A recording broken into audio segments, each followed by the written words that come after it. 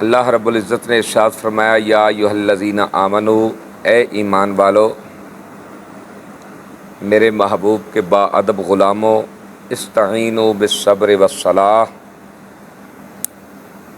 اللہ سے مدد چاہو صبر کے ساتھ اور نماز کے ساتھ۔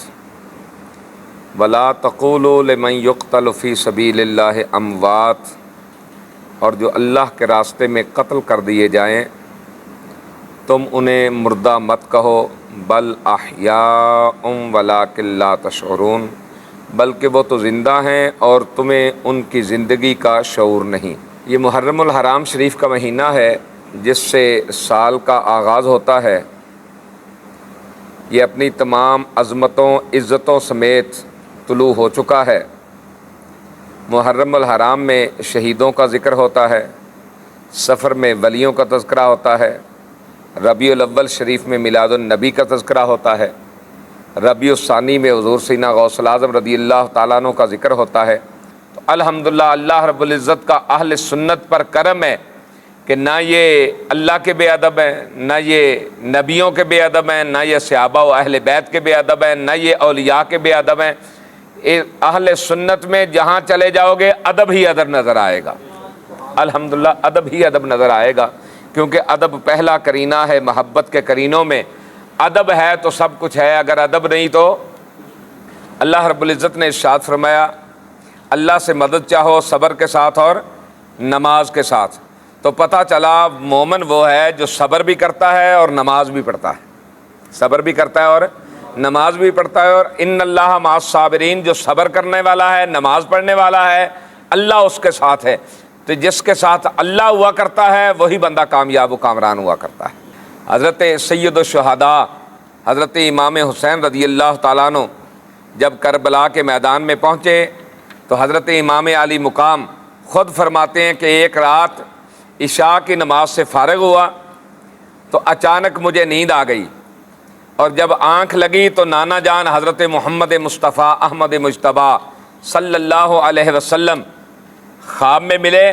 فرمایا میرا سر اپنی گود میں رکھا اور انگلی کے ساتھ کچھ میرے سینے پر لکھ رہے تھے اور ساتھ کہہ رہے تھے اللہم آت الحسین صبرا و اجرا، اللہ میرے حسین کو صبر بھی عطا فرمانا، صبر کا اجر بھی عطا فرمانا۔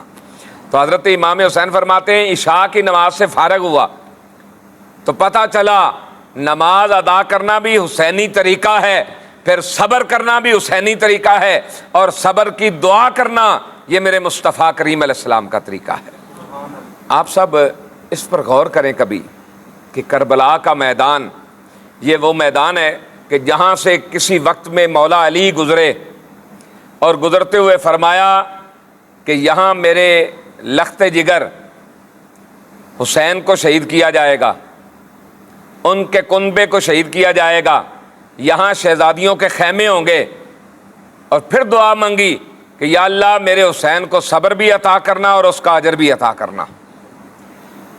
حضرت علی بھی جانتے تھے، خود امام الانبیاء بھی جانتے تھے، حضرت خاتون جنت بھی جانتی تھیں کہ حضرت امام علی مقام کربلا کے میدانوں میں شہید کر دیے جائیں گے، لیکن کسی ایک نے بھی یہ دعا نہیں مانگی کہ یا اللہ یہ مصیبت ٹال دینا، یہ مصیبت ہے۔ کسی ایک نے نہیں دعا مانگی کہ یا اللہ یہ امتحان ٹال دینا، امتحان نہ آئے، کسی نے نہیں دعا مانگی۔ کیوں؟ کہ مومن ہوتا ہی وہ ہے جو صبر کے ساتھ، نماز کے ساتھ، استقامت کے ساتھ میدان عمل میں کھڑا ہو جائے۔ جب صبر اور استقامت کے ساتھ مومن میدان میں کھڑا ہو جاتا ہے تو فتح و کامیابی و کامرانی اسی کی ہوا کرتی ہے۔ تو حضرت امام حسین رضی اللہ تعالیٰ عنہ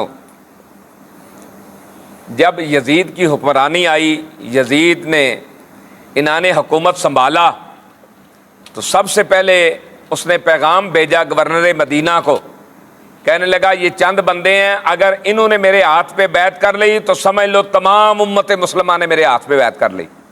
ان میں سب سے پہلے نمبر پر حسین ابن علی، عبداللہ ابن عمر، حضرت عبداللہ ابن زبیر، کہ ان لوگوں نے اگر میرے ہاتھ پہ بیعت کر لی تو سمجھ لینا کہ پورے امت مسلمہ نے میرے ہاتھ پہ بیعت کر لی ہے، پورے مکے اور مدینے نے میرے ہاتھ پہ بیعت کر لی۔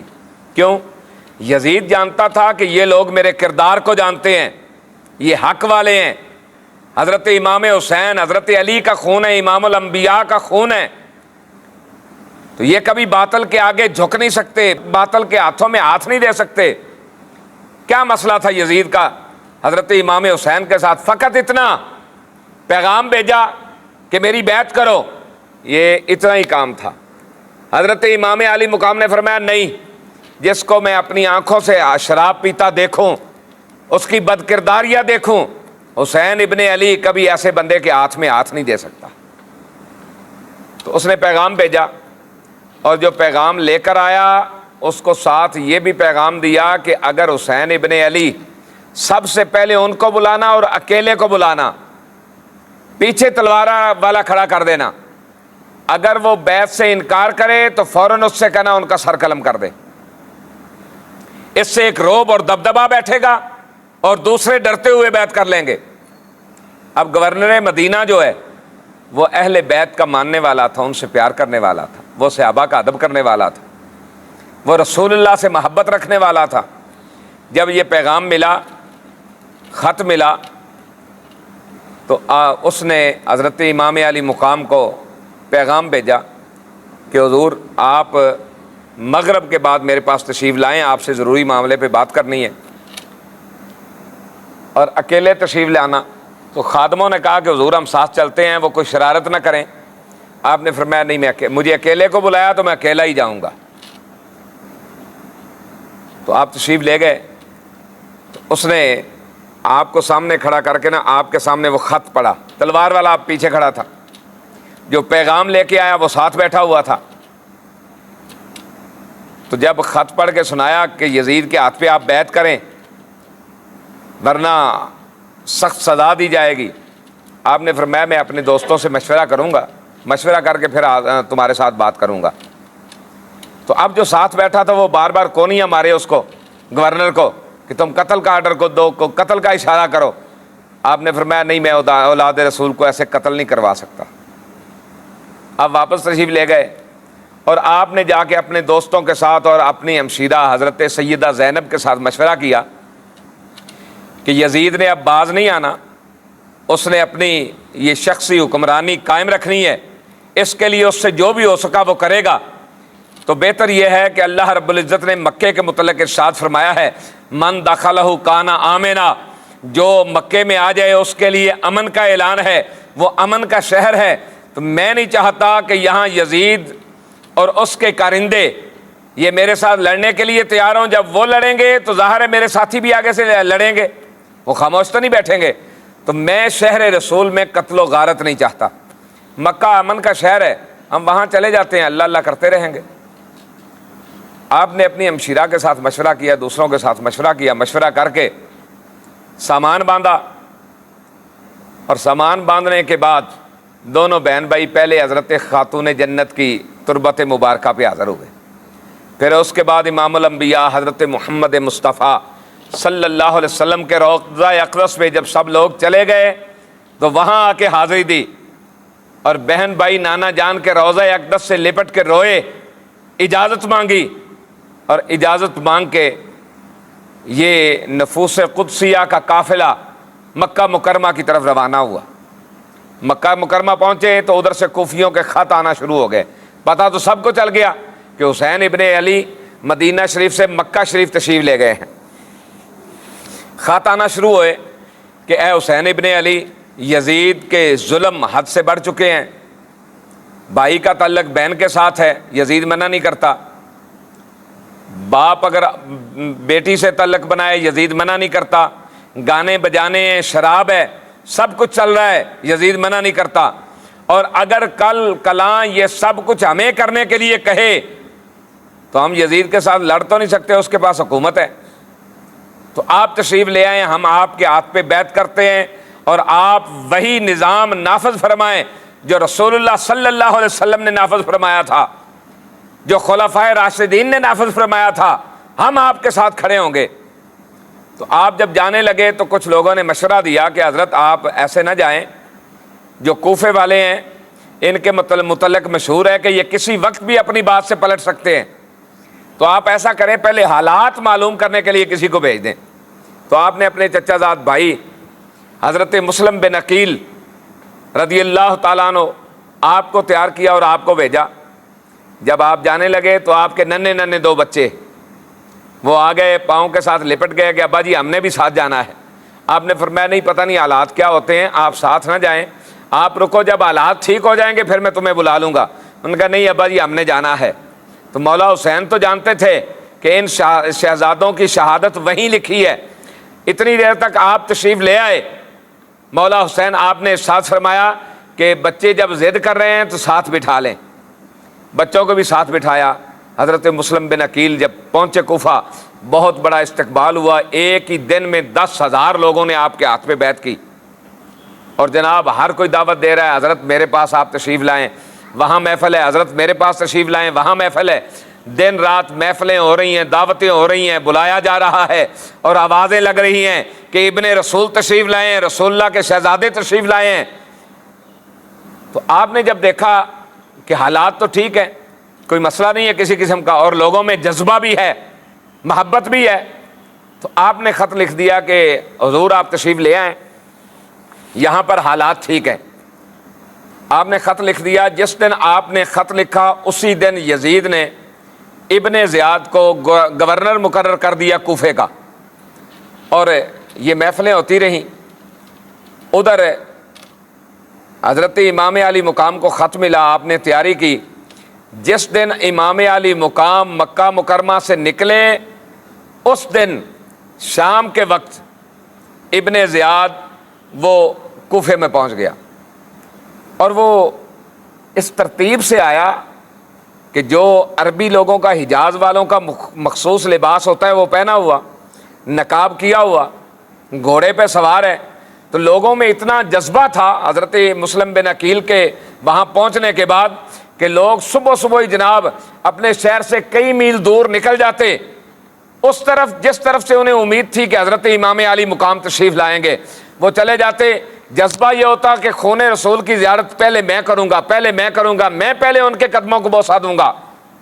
تو جب یہ ابن زیاد آیا، عربی لباس تھا، عربی گھوڑا، نقاب کیا ہوا، انہوں نے سمجھا کہ حسین ابن علی آ گئے ہیں۔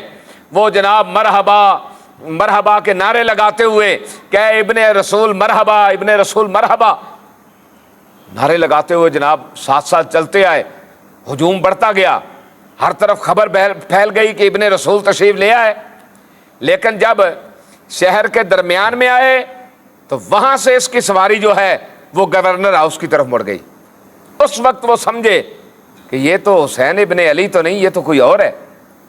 ہر کوئی مایوس ہو کے گھروں کو لوٹ گئے، اور اس نے آتے ہی پہلا کام یہ کیا کہ جو بڑے بڑے چودھری اور سردار تھے، جو وڈیرے تھے، ان کو بلایا، ان کو بلا کے کہا کہ اپنے اپنے قبیلوں کو منع کر دو کہ کوئی بھی مسلم بن عقیل کے ساتھ کھڑا نہ ہو، حسین ابن علی آئے تو کوئی بھی ان کے ساتھ کھڑا نہ ہو۔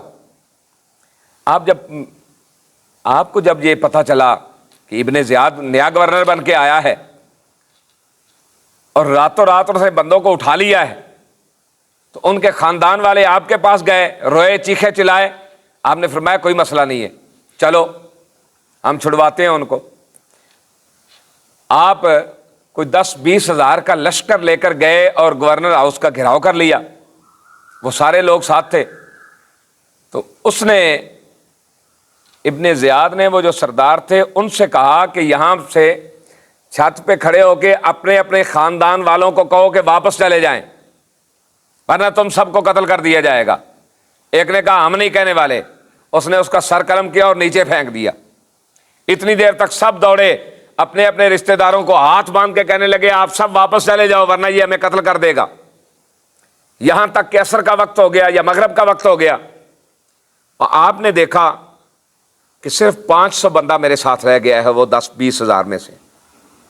آپ نے مغرب کی نماز ادا کی جامع مسجد کوفہ میں، اور نماز ادا کرنے کے بعد سلام پھیرا، دعا مانگی۔ جب پیچھے دیکھا تو صرف ان کے 2 ننھے شہزادے تھے، اور سب لوگ جو ہے ساتھ چھوڑ گئے تھے، سب لوگ ساتھ چھوڑ گئے، نکل گئے سارے۔ آپ نے اپنے شہزادوں کو لیا، چلے، اور وہی لوگ جو کل دعوتیں دے رہے تھے، بڑھ چڑھ کے جان مال سب کچھ قربان کرنے کے وعدے کر رہے تھے، آج کوئی ان کو رات رکھنے کے لیے تیار نہیں ہے کہ آپ میرے پاس رات ٹھہر جائیں، اتنا بھی کوئی کہنے کے لیے تیار نہیں ہے۔ چلتے چلتے آپ نے دیکھا کہ ایک بوڑھی عورت اپنے دروازے میں کھڑی ہے، تو آپ نے اس سے کہا کہ مجھے پانی پلا دیں، پیاس لگی ہے۔ پانی لائی، پوچھا آپ کون ہیں؟ فرمایا میں مسلم بن عقیل ہوں، خون رسول ہوں۔ تو اس نے کہا جناب میری قسمت جاگی، آپ میرے گھر تشریف لائیں۔ اپنے گھر بلایا، اور جب گھر بلا لیا تو آپ نے پیغام بھیجا قاضی شرح کو کہ تم آؤ اور یہ میرے بچے ہیں، کوئی مدینے قافلہ جا رہا ہو تو قافلے کے ساتھ بھیج دینا، اور ساتھ خط بھی بھیج دیتے ہیں کہ یہاں کے حالات ٹھیک نہیں ہیں۔ جس دن یہاں کے حالات بگڑے اسی دن مولا حسین مکہ مکرمہ سے کوفے کی طرف جو ہے روانہ ہو گئے۔ اب قاضی شرح کو آپ نے پیغام دیا، اس نے آپ کے بچوں کو لیا، چلا گیا، اور اس کے جانے سے پہلے قافلہ نکل چکا تھا، بجائے اس کے کہ کسی سواری پہ سوار کرتا اور بچوں کو قافلے کے ساتھ ملاتا، اس نے کہا دوڑتے جاؤ، یہ ٹیلا کراس کرو گے تو آگے جو ہے وہ تمہیں قافلہ جاتا ہوا نظر آ جائے گا، وہ قافلہ مدینہ شریف جا رہا ہے۔ یہ کہہ کے واپس آ گیا، بچے چل پڑے، وہ راستوں سے انجان تھے، 7-8 سال کا بچہ، ایک 7 سال کا، ایک 9 سال کا، اتنے بچے کتنے بڑے ہوتے ہیں۔ وہ ساری رات بھاگتے رہے، اور وہ تو پھول تھے، ان کے پاؤں تو گلاب کے پھول کی پتیوں سے بھی نرم و نازک پاؤں، ساری رات بھاگتے رہے۔ صبح جب دیکھا تو جہاں سے چلے تھے وہیں تھے، اسی ٹیلے کے ارد گرد چکر کاٹتے رہے۔ انہوں نے سوچا کہ مت کوئی یزیدی آئے اور ہمیں پکڑ کے لے جائے۔ ہم ایسا کرتے ہیں کہ ایک کنویں کے کونے پر کھجوروں کا جھنڈ تھا، اس میں چھپ کے بیٹھ جاتے ہیں۔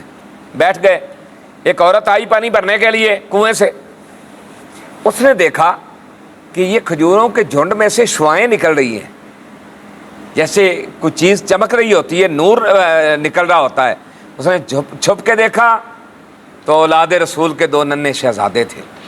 پوچھا تم کون ہو؟ انہوں نے کہا ہم مسلم بن عقیل کے فرزند ہیں۔ انہوں نے کہا تمہیں تو یزیدی ڈھونڈ رہے ہیں، تمہارے متعلق تو اعلان ہو چکا ہے، جو ان کے سر لے کے آئے گا اس کو اتنا اتنا انعام دیا جائے گا۔ میں اولاد رسول سے پیار کرنے والی ہوں، تم آؤ میرے ساتھ چلو۔ اس نے لیا، دونوں شہزادوں کو گھر چلی گئی۔ جب گھر گئی تو ان شہزادوں کو کھانا کھلایا، پانی پلایا، ان کو لٹا دیا آرام کرنے کے لیے۔ جب آرام کرنے کے لیے لٹا دیا، رات کا وقت ہوا تو اس کا خاوند پورا دن، کیونکہ ان شہزادوں کے سر کی قیمت رکھی گئی تھی، پورا دن ڈھونڈتا رہا کہ کہیں سے شہزادے ملیں اور میں جناب اس کو ابن زیاد کے دربار میں پیش کر کے انعام لوں۔ رات گئے، آیا اور کھانا دے کے کہا تم سارا دن کہاں رہے ہو؟ کہنے لگا میں مسلم بن عقیل کے بیٹوں کو ڈھونڈتا رہا ہوں، میں بڑا انعام لے کر بڑا آدمی، امیر آدمی بننا چاہتا ہوں۔ تو اس نے کہا کہ تجھے کیا پڑی ہے اولاد رسول کے ساتھ دشمنی کرنے کی؟ تو چھوڑ ان باتوں کو، ان معاملات کو، ان شہزادوں کو ڈھونڈ کے اور ابن زیاد کے پاس پیش کر کے تجھے کیا ملے گا؟ ہاں تجھے ظاہری دولت ملے گی، پیسہ ملے گا، مال ملے گا، جاگیریں ملے گی۔ کہنے لگی کہ میں تیرے ساتھ وعدہ کرتی ہوں کہ اگر تو ان شہزادوں کی حفاظت کرے گا تو قیامت والے دن اللہ تعالیٰ تجھے جنت عطا فرمائے گا۔ اس نے کہا جب مریں گے دیکھی جائے گی، مجھے اب انعام کی ضرورت ہے۔ اس نے کہا ٹھیک ہے ڈھونڈ لے۔ کہنے لگا مجھے آج گھر سے کوئی عجب خوشبو آ رہی ہے۔ وہ سہم گئی۔ پھر کچھ دیر کے بعد وہ جو شہزادے سوئے ہوئے تھے نا، ایک نے خواب دیکھا کہ ہمارے ابا جان آئے، انہوں نے ہمیں سینے سے لگایا ہے، اور جب جانے لگے ہیں تو بچے نے کہا ابا جی ہمیں چھوڑ کے نہ جائیں، ہمارے پاؤں میں چھالے پڑے ہوئے ہیں، ابا جی رک جائیں۔ جب آواز دی تو اس سے دونوں بھائی اٹھ گئے، جاگ گئے، اور یہ آواز سن کے اس عورت کا وہ خاوند جو دنیا کا کتا تھا، دنیا کا لالچی تھا، وہ بھی بیدار ہو گیا۔ اس نے کہا یہ کون ہے؟ وہ پہلے تو خاموش رہی، پھر اس نے بھی ارادہ کر لیا کہ یہ اگر لڑے گا تو میں اس کے ساتھ لڑوں گی۔ اس نے کہا یہ مسلم بن عقیل کے شہزادے ہیں۔ اس نے کہا میں پورا دن ڈھونڈتا رہا ہوں، میں تھک گیا ہوں، تو یہ میرے گھر میں موجود ہیں۔ اٹھا، اٹھ کے ان ننھے شہزادوں کے بالوں کو پکڑا اور زمین پہ پٹک دیا۔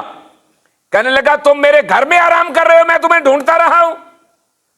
تو اس عورت نے کہا، پاؤں میں پڑ گئی کہ ان پر ظلم نہ کرو، یہ تو ننھے شہزادے ہیں اور خون رسول ہیں، جس نبی کا کلمہ پڑھا ہے یہ انہی کی اولاد ہیں، یہ تو دین کی سربلندی کے لیے گھر سے نکلے ہوئے ہیں۔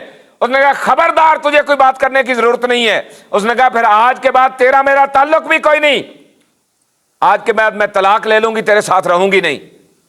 اس نے کہا تو جو مرضی کر۔ دونوں بچوں کو پکڑا، لے گیا ایک نہر کے کنارہ کھڑا کر کے، تلوار اٹھائی مارنے کے لیے۔ بڑا شہزادہ دوڑ کے آگے ہوا، کہنے لگا پہلے مجھے شہید کرو۔ چھوٹے نے کہا پہلے مجھے شہید کرو۔ بھاگ بھاگ کے ایک دوسرے سے آگے ہو رہے ہیں۔ اس نے کہا تمہیں مرنے کا اتنا شوق ہے؟ انہوں نے کہا ہاں ہاں، وہ سامنے دیکھ، امام الانبیاء جلوہ گر ہیں، حضرت علی مرتضیٰ جلوہ گر ہیں، اور پھر امام حسن پاک جلوہ گر ہیں، حضرت خاتون جنت سیدہ فاطمہ تو زہرا جلوہ گر ہیں۔ وہ کہہ رہی ہیں کہ آؤ شہزادے، ہم تمہیں لینے آئے ہیں۔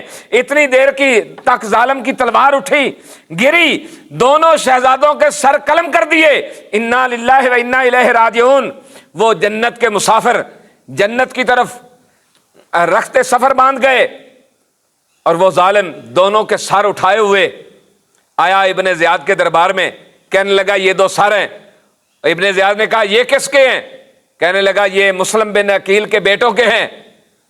تو چونکہ وہ تو پیسے دینا نہیں چاہتا تھا، اس نے کہا تمہیں کس نے کہا ان کو قتل کرو؟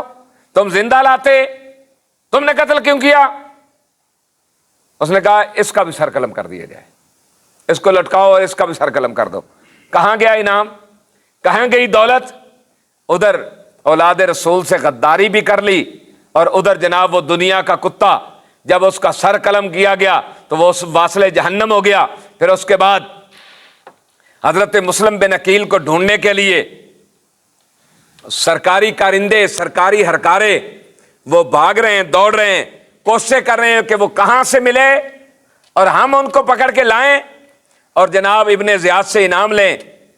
جب انہیں پتا چلا کہ فلاں جگہ کے فلاں جگہ پہ فلاں عورت کے گھر ہیں، تو وہ کارندے صبح صبح پہنچ گئے آپ کو گرفتار کرنے کے لیے۔ پھر کیا کیفیت ہوئی؟ اس اتوار والے دن بعد نماز عصر انشاءاللہ العزیز یہیں سے بیان آگے شروع کریں گے، اور جہاں تک بیان ہو سکا کہ حضرت مسلم بن عقیل کو کیسے گرفتار کیا گیا، کیسے ابن زیاد کے دربار میں لایا گیا، اور پھر اس سید نے، اس شہزادے نے، اس ہاشمی خاندان کے چشم و چراغ نے اس ظالم اور جابر ابن زیاد دنیا کے کتے کے ساتھ کیسے للکار کے گفتگو کی۔ انشاءاللہ العزیز اتوار والے دن بعد نماز عصر جو ہماری محفل ہوگی سالانہ سید الشہداء کانفرنس، انشاءاللہ العزیز اس سے آگے اس محفل میں بیان کیا جائے گا۔ اللہ رب العزت میری اور آپ کی حاضری کو قبول فرمائے، اور ان شہداء کا صدقہ اللہ رب العزت ملک پاکستان میں نظام مصطفیٰ کا نفاذ فرمائے، اور جہاں جہاں مسلمان جہاد کر رہے ہیں ان کو کامیابی و کامرانی عطا فرمائے۔ وآخر دعوانا الحمدللہ رب العالمین۔ سنتیں ادا کر لیجئے گا۔